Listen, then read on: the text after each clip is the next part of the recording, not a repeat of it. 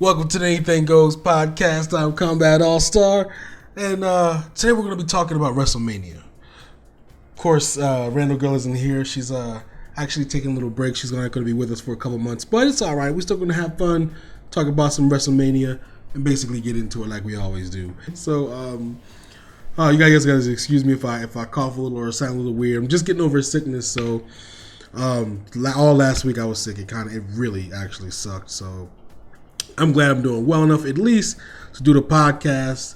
So we're gonna talk WrestleMania today. It just happened last night, and a lot of people are kind of reeling from it. So I didn't want to do a show like right after it, like a lot of people did. I wanted to kind of reflect on it a little bit because I feel like WrestleMania, it's one of those events that it's so long that you really only remember the last couple of matches of it or the last segments of it. And I mean, most of the time, those aren't the best matches or the best segments. Are always, for me, mid-card. So mid-card is usually where I get most of my entertainment out of. So you know what, we're gonna just break up, talk about each match on the card, and kind of give my thoughts on what happened on each match, and just kind of let you guys know what I thought, my thoughts on it. So first match of the night. I'm not going to talk about the kickoff show stuff. That was I don't know, it wasn't part of the main card, so why talk about it? Just saying. Except for the women's title that was revealed during the kickoff show, and that was awesome. I'm glad they finally brought the women's title back. It needed to be brought back, and I'm glad they did it at the time that they did, because now we have Miss Jackie, who was in the Hall of Fame. We talked about how she was the first African American woman to actually get that title. So they really emphasized the women's title, and it was a big deal during her celebration, so I'm glad that they kind of brought it back at WrestleMania. I was hoping that they would do this, and they would bring Alundra Blaze to do it, kind of have her hold the trash can and then take the new title out of the trash can. That would have been cool, but they went a different way and had Lita present it, which is okay. So either way, it's back, and I'm glad about it. All right, let's get into the matches. First match was the Intercontinental Championship ladder match. This match was amazing. It was a lot of twists and turns. Everybody came out with their WrestleMania gear and looked amazing. And the best part about this match is I didn't know who was going to win. I thought that Sami Zayn was going to win. I was hoping that he would win. I was crossing my fingers that he would win. And he didn't win. Zack Ryder actually won, which was awesome. How they ended it was great. They had Miz about to capture the title, and he was a little smug. Looked like a freaking 16-year-old face or whatever. Smiling, oh yeah, I'm gonna do champ or whatever, and then boom, he gets pushed off the ladder. So that was awesome. Zack Ryder deservingly won that title. Glad he did. Great match all in all. A lot of really good spots. Stardust actually, went through a ladder.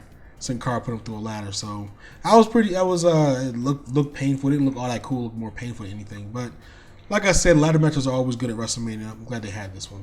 I think it was one of the few ladder matches they had without Kofi, too. Moving on, next match. Jericho versus AJ Styles. This match was okay. It was a pretty solid match. It wasn't a lot of flash or flare.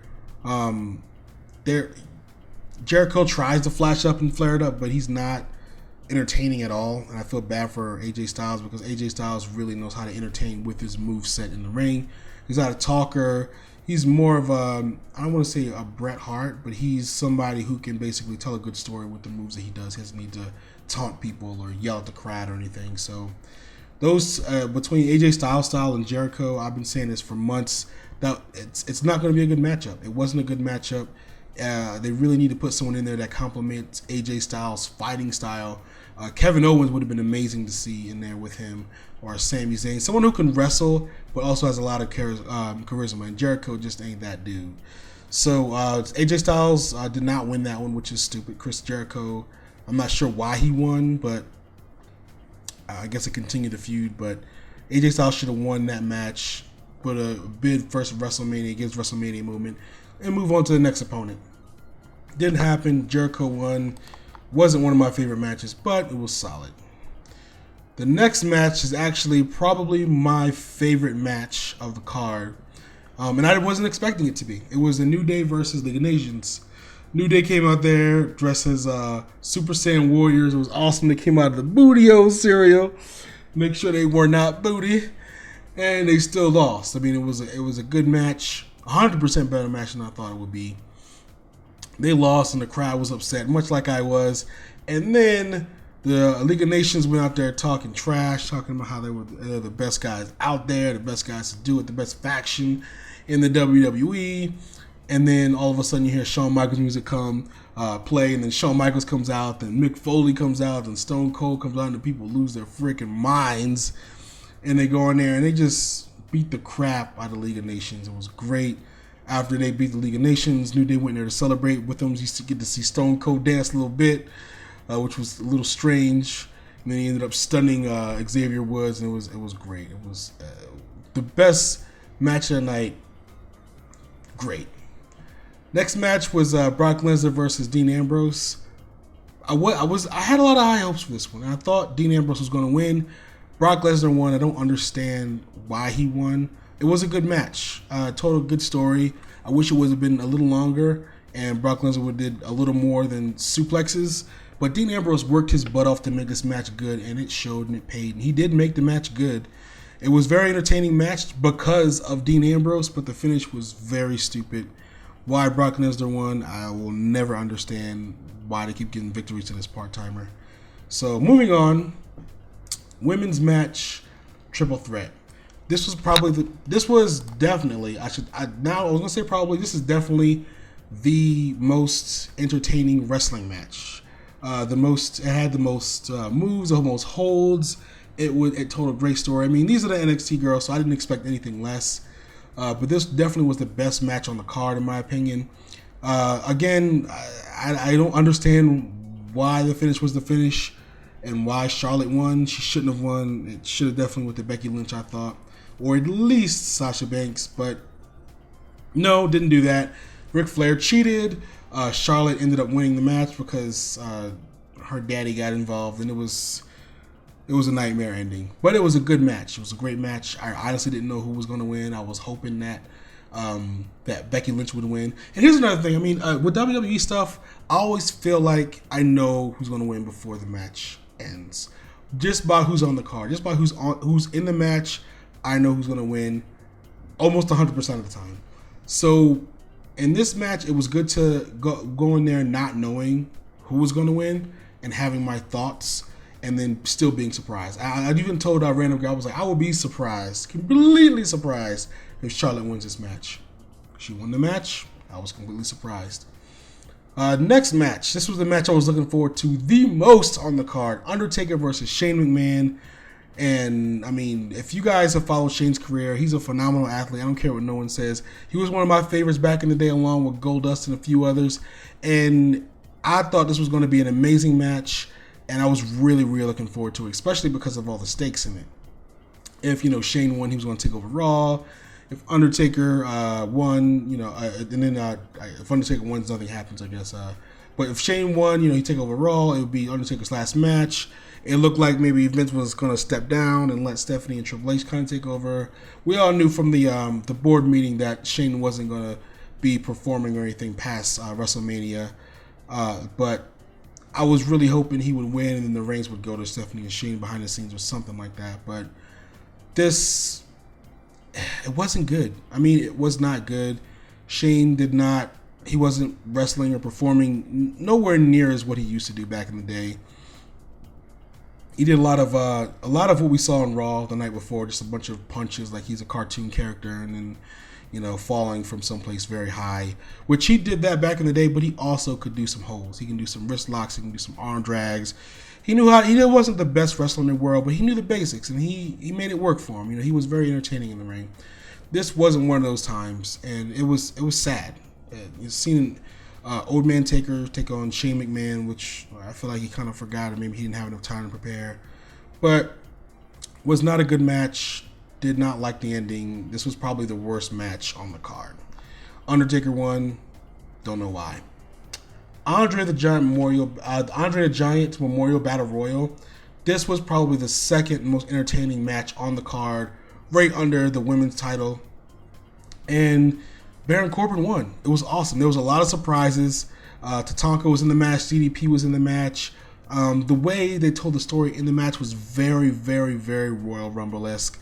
So I was thoroughly entertained by this. So happy this was not on the kickoff show, because I feel like every year they do that, they disrespect Andre the Giant. I mean, he sacrificed his family for this company, and they just, put his memorial match before WrestleMania. That ain't right. So I was happy that it was moved to the regular card. I'm glad that the people that showed up. I mean, it was amazing. Even Shaq showed up and challenged the Big Show, and that itself was awesome. So a lot of great surprises, very much like the Royal Rumble this match was, and the finish was just icing on the cake. But congratulations to Baron Corbin. He definitely deserved it, NXT guy. So hats off to him. Phenomenal match. After this match, though, it kind of goes downhill. After this, we have The Rock come out with a flamethrower and shoot it for like 5 minutes. Then he burns his name. He brought out like a steel rock and put that on flame, and it was pretty much a nightmare and a waste of time. And I'm not sure why they did this. If maybe Roman Reigns or Triple H needed more time and they weren't in the building. It felt like it was a time killer. Everything from the Dallas Cowboy cheerleaders coming out, which who cares? And Rock coming out with a flamethrower, also who cares? Then he announced that they broke an attendance record, which they did, but they didn't reach the attendance record that they said they set. It was actually above 94,000, but below 94,000. But they said it was over 101,000, which is ridiculous. So why they lied, I don't get it. Why they have Rock out there, I don't get it. Then they had Bray Wyatt come out, the Wyatt family. I'm like, okay, this is going to be good. Bray Wyatt's going to beat these guys. It's going to set them on a new course. It's going to, have some really good stuff for the Wyatt family to kind of sink their teeth into for Monday Night Raw the next night, and it's going to be amazing.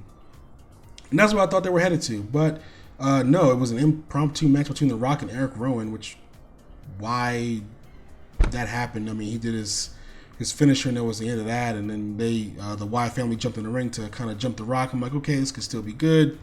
John Cena returns and helps The Rock, which I don't know. This whole I'm just gonna stop talking about it. That whole segment was just stupid. Then after that was the World Heavyweight Championship match, and undoubtedly the most boring match of the entire card. Roman Reigns defeated Triple H. We all knew he would, and it was in horrible fashion. There wasn't anything great about this match at all. It was a match out of necessity to move the story along with the title and to move the company along. So aside from that, it wasn't. Aside from the entrance, where Stephanie was freaking out in her wild hair and eyeliner like she was Sister Sherry. After that, it wasn't good. So I don't know. Maybe too like Styles. Maybe I don't know. It was just a bunch of headlocks and a bunch of mat wrestling. And these are two big guys. I expected some high impact stuff, some shoulder tackles, some suplexes, some power bombs, like big moves. But that didn't happen. It was just it was a technical match, and it wasn't good. It was not good. So overall, I mean, aside from the World Heavyweight title match and then whatever the heck that was with The Rock and John Cena and the Wyatt family, this was an awesome WrestleMania. It was very good. It sucks that it ended with such a horrible segment / impromptu match and a horrible World Heavyweight title match, because it's easy to remember those last two things and be like, this WrestleMania sucks. But no, it didn't suck. It was actually really, really good. I enjoyed it a lot. I hope you guys enjoyed it too, and I can't wait to see what happens on Monday Night Raw. So let me know what you think. What are your thoughts? Do you agree with me on the match rundown that I gave? Do you think that some matches deserve better praise than others, and others don't deserve as much praise? What did you think about WrestleMania? And until next time, so long.